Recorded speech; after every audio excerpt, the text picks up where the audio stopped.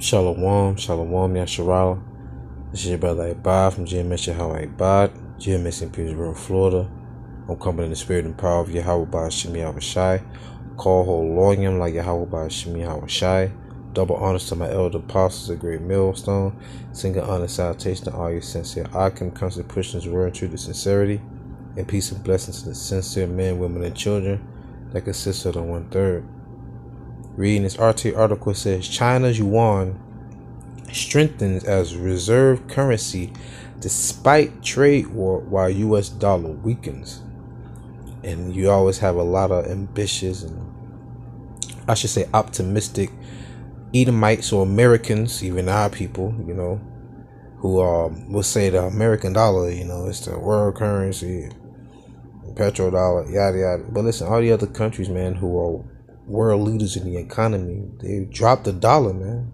They've given up their reserves, they've given over their debts to other countries, and they understand that, yeah, America buys the majority of our products, but we finna go a different route. We're not going to use your money to do trade goods with our oil, so to say. We're not going to use your money as the petrodollar so we can sell our oil.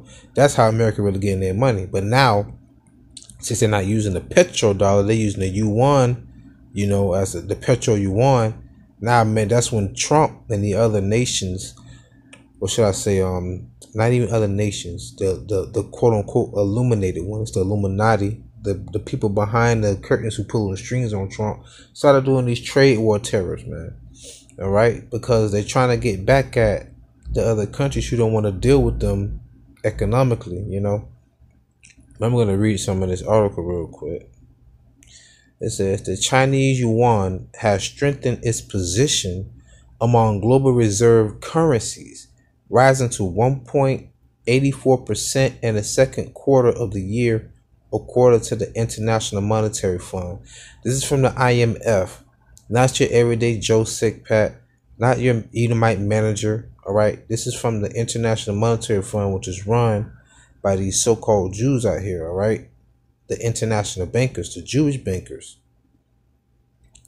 It says central banks held $1.934 billion worth of yuan in the second quarter of this year. Okay. It says the global share of the renminbi has grown despite Chinese-U.S. trade tensions. So the yuan is still growing, so to say. Okay, and the currency has consolidated its 6th place among all currencies. You're talking about all the economies in the world, it's still placed at the 6th place. Okay, understand that?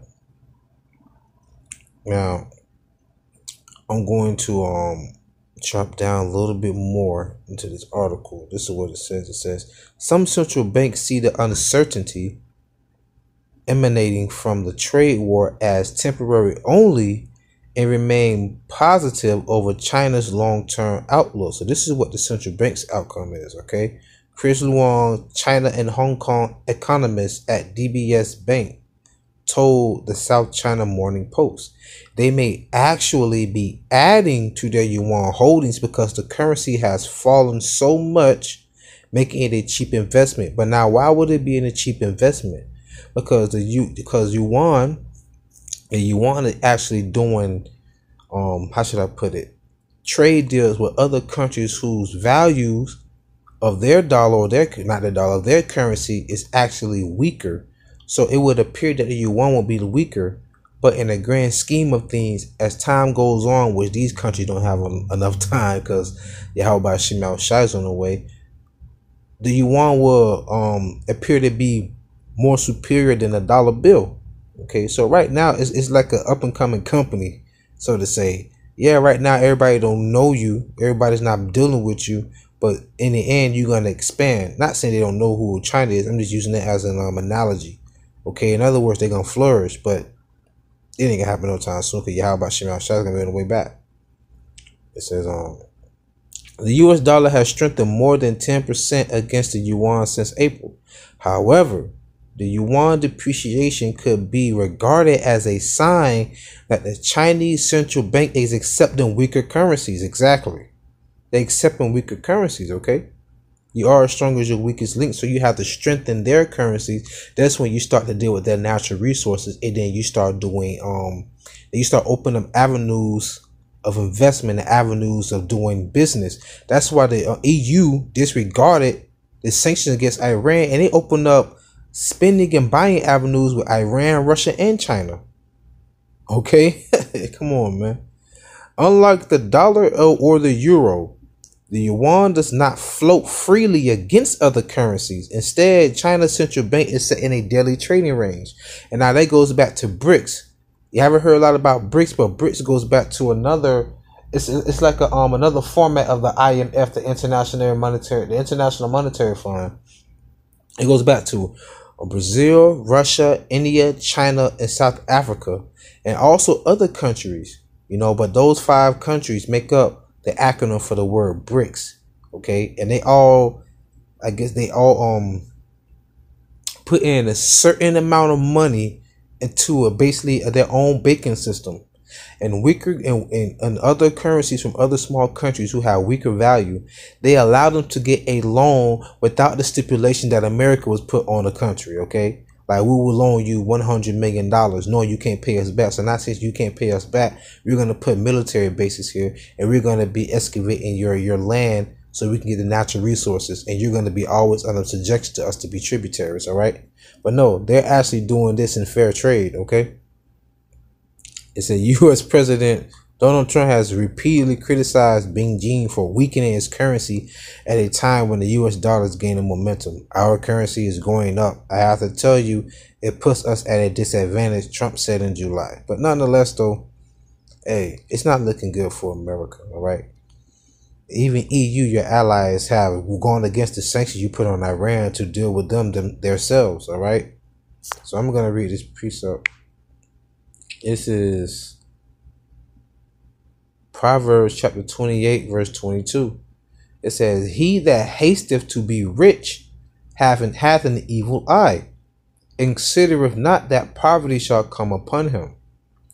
And these devils, they are so hasty to get all the money they can, which is why they're trying to actually devalue the dollar. They're taking all the money they can because the rich get rich and the poor get poor. But the Heavenly Father deals with a balance. So it's going to be a time where it's going to flip on them, man. Or all these devils, their houses foreclosing, committing suicide because they can't live the lifestyle they once was living before. You have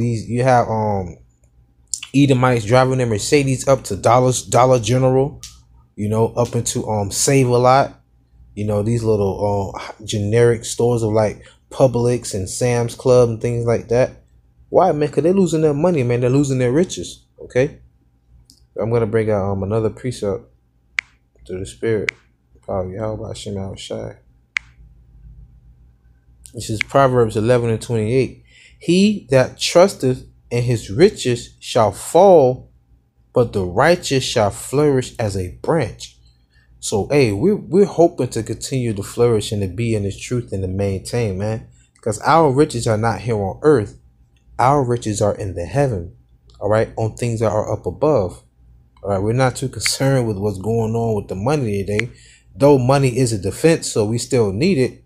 But hence, we're not going to let that to deteriorate us from what we're supposed to be doing, which is keeping our minds on this truth. Proverbs 23 and 4. Okay, labor not to be rich, seize from thy own wisdom. So don't labor to be rich, man. Just do what you can do, you know, so you can maintain a society. Because look, the dollar's going to collapse. All the world currency is going to collapse when YAHAWASHI come back. Proverbs 23 and 5. "Wilt thou set thy eyes upon that which is not?" You heard that? "For riches certainly make themselves wings. They fly away as an eagle toward heaven." Okay? So that goes right back to you working and putting money into a bag that has holes in it. In other words, like I tell a lot, you know, I used to tell people in the world, man, every dollar in your pocket belongs to the next man. What's the point of you making all that money and you can't spend it? The point of you making it is so you can spend it. Whether on things you need or things you want, man, it's not yours, okay? It actually belongs to the government. See, it's even illegal for you to burn a dollar bill, okay? Legal tender that's, you know, that can be used for private and public debts. It's all about debt. It's a measuring tool for how much debt you are in. You owe $100 on your lights. Now you need $100 to pay it. You measuring it with that money that you have, all right? But nonetheless, I pray you edify with this video. YAHAWASHI, YAHAWASHI, double honor to the elder apostles. Single honors to you brothers. Peace and blessing to the 1/3. Shalom.